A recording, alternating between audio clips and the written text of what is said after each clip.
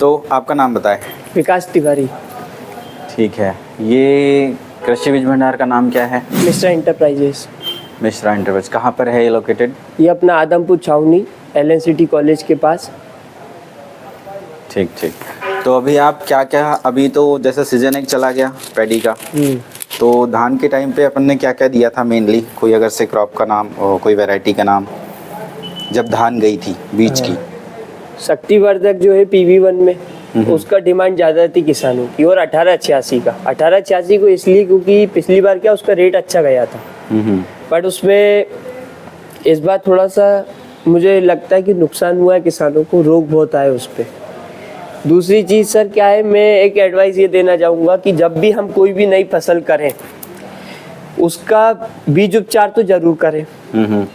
दूसरा, गवर्नमेंट के द्वारा जो नैनो DAP आ रही है इफ्को की, उससे भी आप बीज उपचार कर सकते हैं। तो जो नाइट्रोजन और फॉस्फोरस है वो डायरेक्ट आपके बीज को मिल जाएगा।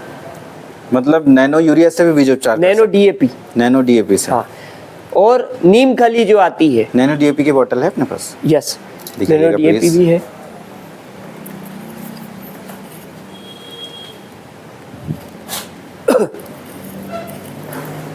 ये मतलब हम DAP एज अ न्यूट्रिशन तो डाल ही सकते हैं, बट सीड भी ट्रीट कर सकते हैं? सीड ट्रीटमेंट के लिए भी कर बिल्कुल सर। ठीक ठीक। इसमें जैसे 1 हेक्टेयर में कितना क्या पड़ता है? 1 कुंटल गेहूँ या धान या कोई भी XYZ सर 5 ml जो है वो 1 kg गेहूँ को करता है, ट्रीट करने के लिए। करता है। दूसरा सर, जैसे जब भी हम बोनी करते हैं तो नीम की खली जो आती है, आजकल लोग बोल रहे हैं भैया बहुत ज़्यादा पेस्टिसाइड डल रहा है, तो उसको अपन कम कर सकते हैं सर। नीम खली आप डालिए तो वो क्या ज़मीन में थोड़ी करवाहट, तो जो ज़मीन से रिलेटेड जो कीट है उस पर नियंत्रण हो जाएगा, और ये हमारे पर्यावरण में भी जो है ज़्यादा दूषित नहीं है, बहुत अच्छा है। दूसरा सर, नीम ऑयल आता है 8000 ppm वाला, उसको आप छिड़काव कर दीजिए जब पत्ती आ जाती है, तो उसका 40 दिन तक का रिजल्ट रहता है, तो उस पर कोई भी कीट नहीं लगेंगे। यदि आपने इतना कर लिया तो आप मतलब सभी रासायनिक दवाइयों से बच जाएंगे सर। ठीक, मतलब एक टाइप से अपन जैविक की तरफ एक बिल्कुल सर जागरूक हो रहे हैं। जैविक की तरफ प्रोत्साहन देना पड़ेगा सर, क्योंकि आप जितनी भी जहरीली दवाई डाल रहे हैं डायरेक्ट आप कैंसर को प्रोत्साहन दे रहे हैं सर। ठीक। मैं खुद सर, मेरे पास ड्रोन है, मेरी खुद रासायनिक दवाई है, मैं किसानों को बताता भी हूँ, फिर भी वो लेके जाते हैं, लेकिन मैं कुछ नहीं कर सकता। मैं जब दवाई डालने जाता हूँ सर ड्रोन से, तो ये मेरे एक्सपीरियंस है कि जब मैं घर जाता हूँ पूरी जलन मारता है शरीर, तो घर जाके नहाना पड़ता है गर्म पानी से, इतना इन्फेक्ट कर देता है वो। जबकि हमारा ड्रोन तो स्प्रे कर रहा है हवा के द्वारा, पर हवा के द्वारा भी कुछ पार्टिकल्स हमारे पास आ रहे हैं, तो इतना जब जो किसान बेचारा पंप से डाल रहा है उसका तो क्या होता होगा। मुंह भी नहीं बांधते, बिल्कुल, किसान बोलते हैं हमको कुछ नहीं होता। हाँ, तो हमें सर, और दूसरा यदि किसान वेजिटेबल्स कुछ कर रहा है तो उसको, जैसे नीम की पत्ती होती है उसके हरे पानी का हर 15 दिन में छिड़काव करे तो भी वो रासायनिक चीज़ों से बच सकता है। अच्छा, किसान के पास ये समस्या है कि चलो ठीक है मैं पूरी जैविक लाऊं, पर उसमें उपज जल्दी नहीं मिलती, जैसे अपन यूरिया डाले, तो उसके लिए किसान कैसा फेस करे? सर देखिए क्या है, घर चलाने के लिए। बिल्कुल सर, देखिए आप कहीं ना कहीं बराबर ही हो रहा है सर। जैसे मैं धान का एग्जांपल दूं तो धान में अभी आपने देखा होगा आदमी जो किसान है उनने 3 स्प्रे 4 स्प्रे किए हैं सर, और एक स्प्रे का खर्चा 20-30 हजार रुपए पड़ रहा था सर 10-20 एकड़ का। मानते दवाइयाँ बढ़ रही हैं, बिल्कुल, किसान ये बोल रहा है कि मेरे को एवरेज नहीं मिल रहा, रेट भी तो नहीं मिल रहा सर। बात तो वहीं आ रही है, भाई आप कम करो, अच्छा करो, आपकी दवाई भी कम जाएगी, आपको एवरेज भी अच्छा मिल जाएगा। जितना मिलेगा प्रतिकूल मिलेगा और अच्छा उतने में ही, क्योंकि सर आप यहाँ नहीं तो यहाँ दवाई में दे रहे हो ना पैसा। हाँ, ये भी तो देखिए सर, 20-20 हजार 30-30 हजार की दवाइयाँ लेके जा रहे हैं आप यहाँ हमको दे रहे हैं पैसा। आप कम करो ना सर, रासायनिक आप खाद कम डालो, एक प्रैक्टिकल करके तो देखिए सर। हमने नैनो DAP का यहाँ पे प्रैक्टिकल किया है, बाहर ट्रायल लगाया हमने, अभी कल ही हमने डाला, अब 3-4 दिन में उसका वो आ जाएगा डेमो कि क्या रिजल्ट है, क्या रिस्पॉन्स है सर। जहाँ तक है कि नैनो DAP से जो बीज उपचार किया है उसमें अच्छी प्रतिक्रियाएं आई है, और जो बिना नैनो DAP के उसमें थोड़े से चेंजेस है। अभी तो कटाई में पानी भी आ गया था, बिल्कुल ये अपने धान की, सर देखिए क्या है हमारी मानसिकता, हम जो सोच रहे हैं कि खाद ज़्यादा दे रहे हैं तो अच्छा पैदावार मिल रही, मानता हूँ सर अच्छी बात है, लेकिन आप ज़मीन भी तो कठोर कर रहे हैं, ये आप कब तक करोगे?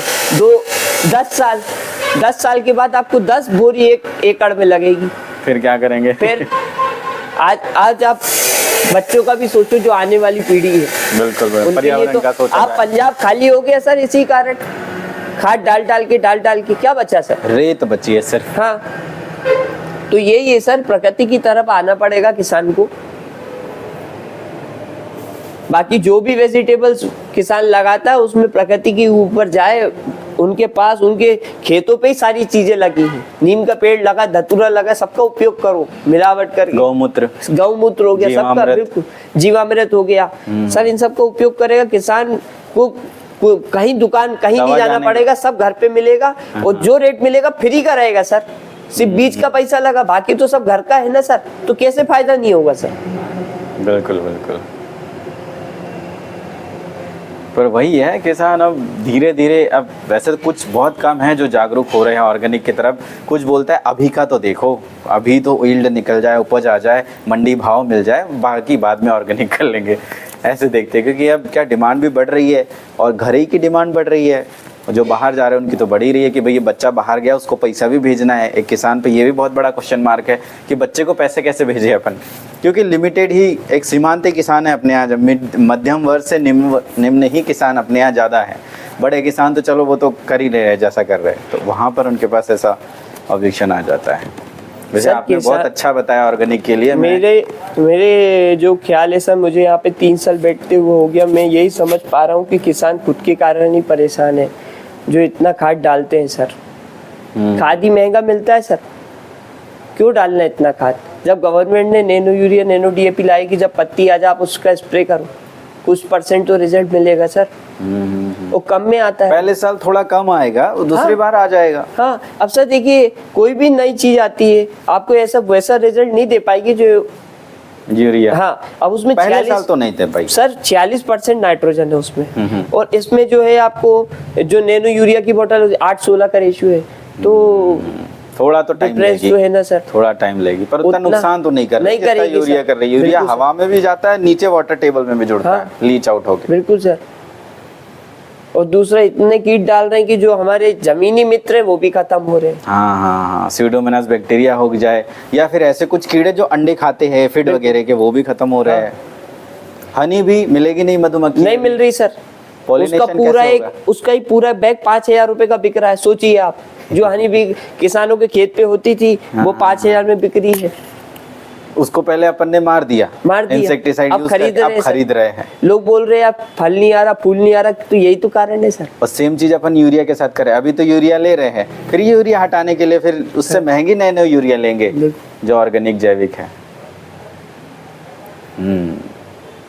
हनी बी का अब किसान ने सर इंसेक्टिसाइड डाला इतना, तो वो खत्म हो गई सर। वो तो है। अब बोल रहे फूल नहीं आ रहा, फल नहीं आ रहा, कहाँ से आएगा सर? जो पोलिनाइजेशन करता है वो तो आपने मार ही दिया, और बिना उसके फल बनना ही नहीं है। हाँ। धन्यवाद आप सभी का वीडियो को पूरा देखने के लिए। और यहाँ पर एक मैसेज है कि हमें जैविक खेती अपनाना बहुत ज़रूरी है, यही अपना फ्यूचर सिक्योर करेगा।